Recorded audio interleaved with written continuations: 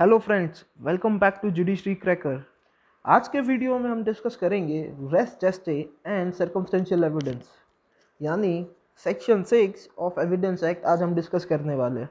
अगर आप डायरेक्ट से रीड करेंगे तो सेक्शन 6 मेयर 2 लाइन का है, पर हम सेक्शन 6 के साथ अक्सर सर्कमस्टेंशियल एविडेंस भूल जाते हैं लिखना।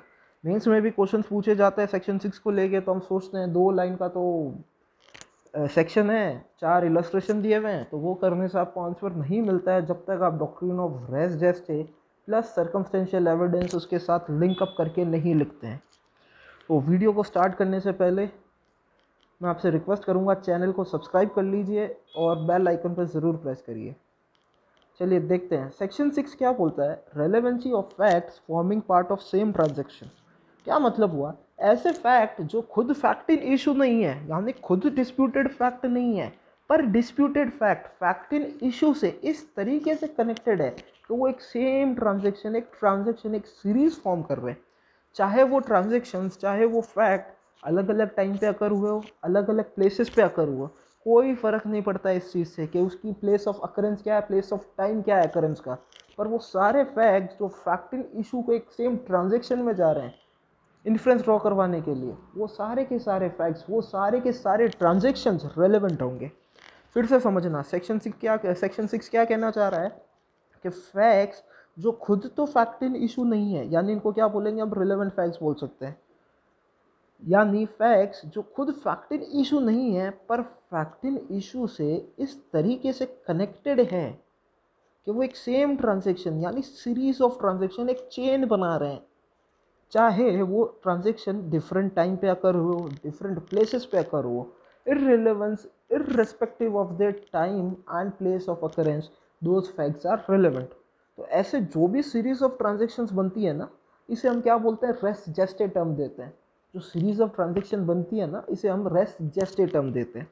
अगर सेक्शन 6 को हम दूसरी भाषा में बोलना चाहे, सिंपल भाषा के अंदर अगर सेक्शन 6 को बोलना चाहे कि जब कोई भी ट्रांजेक्शन ये फैक्ट इन इशू बन गया है, जब कोई ट्रांजैक्शन फैक्ट इन इशू बन चुका है, तो एविडेंस दिया जा सकता है वैसे फैक्ट्स का जो उस ट्रांजैक्शन को फॉर्म करने में हेल्प कर रहे हैं।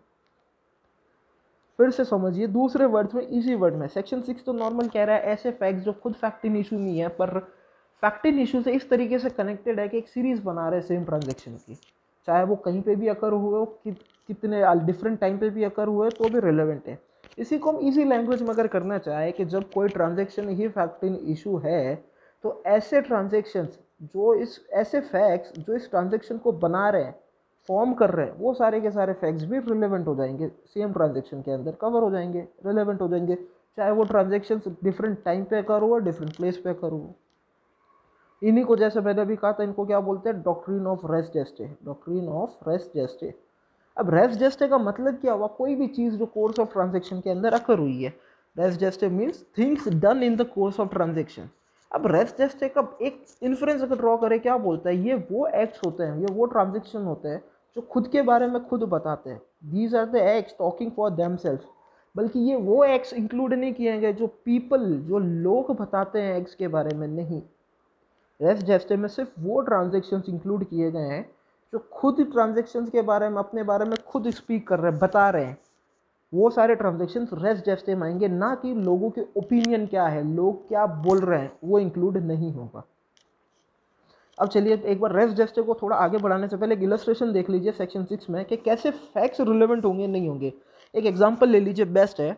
ए बी के मर्डर के लिए अक्यूज है कि उसने उसको मार के जान से ही मार दिया।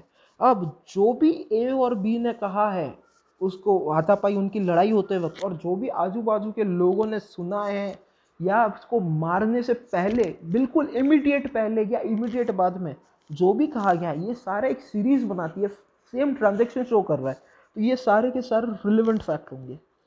दूसरा देख लेते हैं कि मान लीजिए क्वेश्चन ये है कि क्या एक पर्टिकुलर आर्टिकल बी को डिलीवर हुआ था या नहीं ए के द्वारा। तो गुड्स जो है ना, जो पर्टिकुलर आर्टिकल, जो बीच के जितने इंटरमीडिएटरी है, बीचोले जितने लोगों से वो गुड्स पास हुआ है, वो सारे के सारे क्या होगा, डिलीवरी जो भी जिन जिन लोगों के पास बीच से गई है होते हुए बी के पास, वो सारे के सारे रिलेवेंट फैक्ट हो जाएंगे, क्योंकि वो सीरीज बना रहे एक सेम ट्रांजेक्शन की।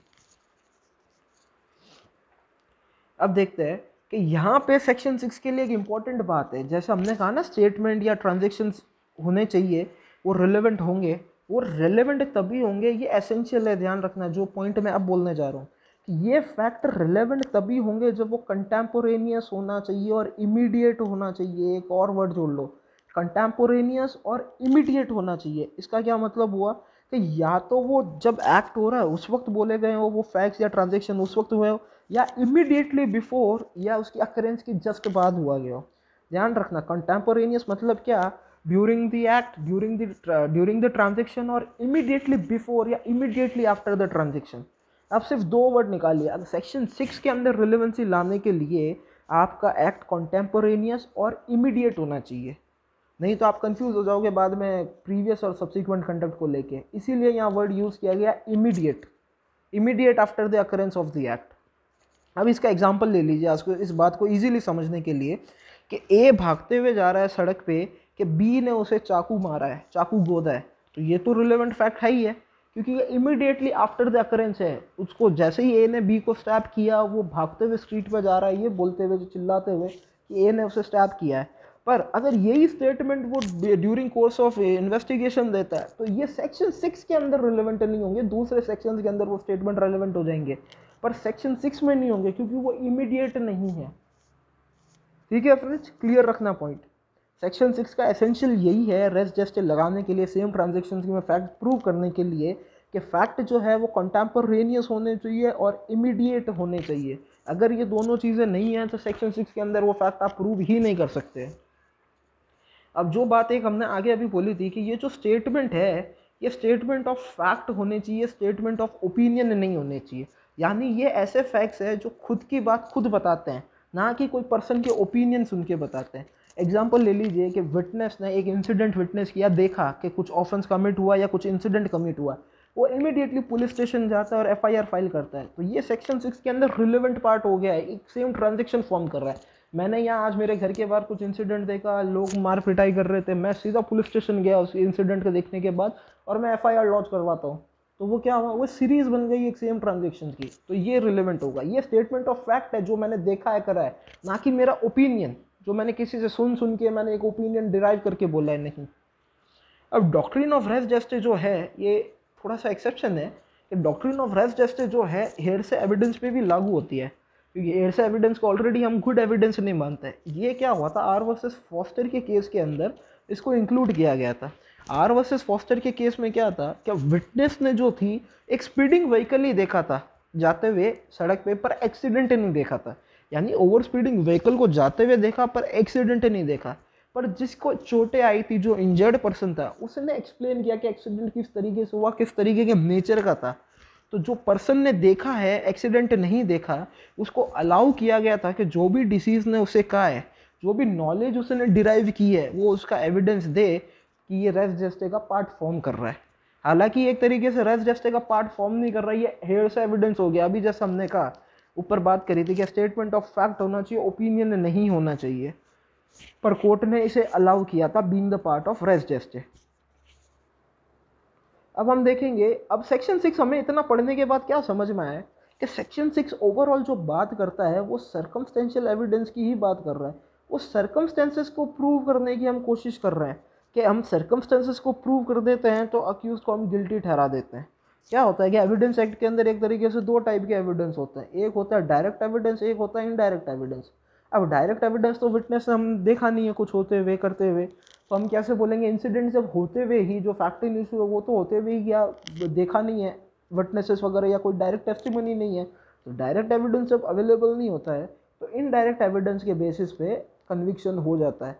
पर इनडायरेक्ट एविडेंस को ही हम यहाँ क्या बोलते हैं, सर्कमस्टेंशियल एविडेंस। कि आप सर्कमस्टेंसेस ऐसी प्रूव कर दो कि उसके बेसिस पे अक्यूज गिल्टी हो जाए जब आपके पास डायरेक्ट एविडेंस नहीं है, तो वो सारे के सारे सर्कमस्टेंसेस जो हम प्रूव कर रहे हैं वो सेक्शन 6 में कर रहे हैं। अब सेक्शन 6 में सर्कमस्टेंशियल एविडेंस को प्रूव करने के लिए कुछ कंडीशंस है जिनको आपको ध्यान में रखते हुए ही प्रूव करना है। कोर्ट सर्कमस्टेंशियल एविडेंस को अगर ये सारी चीज़ें फुलफिल हो रही है तो ही कन्विक्शन करेगी, और सर्कमस्टेंशियल एविडेंस को कभी कभी प्रूव करना थोड़ा मुश्किल हो जाता है।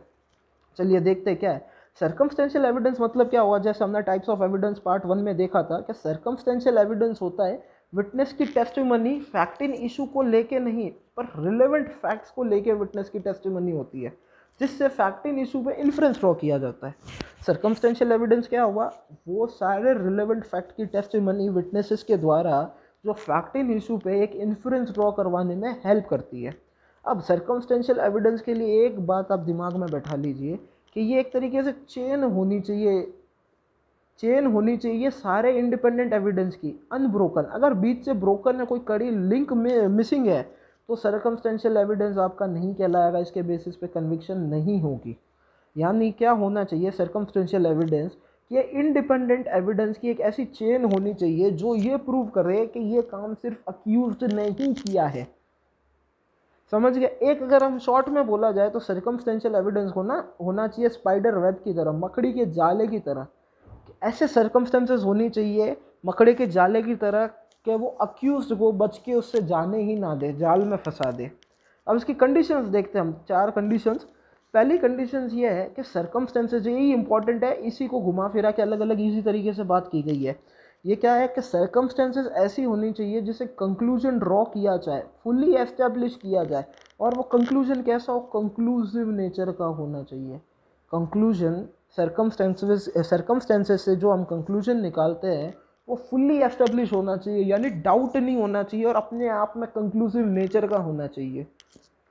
सेकंड क्या बोलता है, जो फैक्ट्स आप एस्टेब्लिश कर रहे हो ना, वो सिर्फ अक्यूज्ड के गिल्ट के साथ कंसिस्टेंट में होने चाहिए। यानी जो भी सर्कमस्टेंसेस आप ला रहे हो उनका सारा कनेक्शन अक्यूज्ड के गिल्ट के साथ होना चाहिए, अक्यूज्ड के ऑफेंस के साथ होना चाहिए, अक्यूज्ड के फैक्ट इन इशू के साथ होना चाहिए।